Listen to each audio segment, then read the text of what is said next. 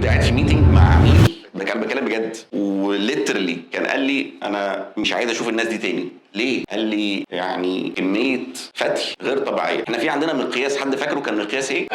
مقياس الفاتيوميتر بتاع في ناس معينه بتبقى فوق خالص، بيعمل المنتج تمام، ايوه ثقه. وبعدين العميل يطلع من عندك يروح لحد تاني يقول له لا الكلام ده مش مظبوط، غلط، ده ما بيعملش، ده بيعمل كذا، ده بتعمل طريقه فلانيه. هو هنا الاولاني اشترى كشخص عشان الثقه، بس لما شاف المعلومه قفل على الشركه تماما، على الشركه مش على الشخص. ما هو الشخص بيمثل الشركه. فلما الشخص ده راجل كان كاريزما جامد جدا، اللي هو انت قاعد يا نهار اسود احنا بنعمل كده، يا خبر ابيض، ماشي انت متاكد انت هتعمل كده؟ ده انت هيجيبك مكان السيرفر. فخدوا بالكم انه بيحصل وبنشوف الحاجه دي تضرنا ولا تنفعنا. الفتي او انك تقول معلومه مغلوطه او انك تقول معلومه مش واثق منها، طبعا ده بدايه النهايه. بس في حاجه تانية، مش كل ما يسالك عليها تقول له ما اعرفش. تقول لي يا عمرو طب اعملها ازاي؟ ما انا لو عارف هقول عارف، لو مش عارف هقول مش عارف. هو ده صح، بس نرجع خطوه لورا. التحضير بتاعك هو اللي هيفرق. وممكن تبقى فعلا كلام يتقال يبقى ماسك العصايه من النص، يعني انت ما بتقولش المعلومه بشكل سليم 100% ومش شكل مغلوط 100%، بس ممكن تقول في الاخر ايه، بس انا دي محتاج ارجع فيها تاني، معلش هرجع لك فيها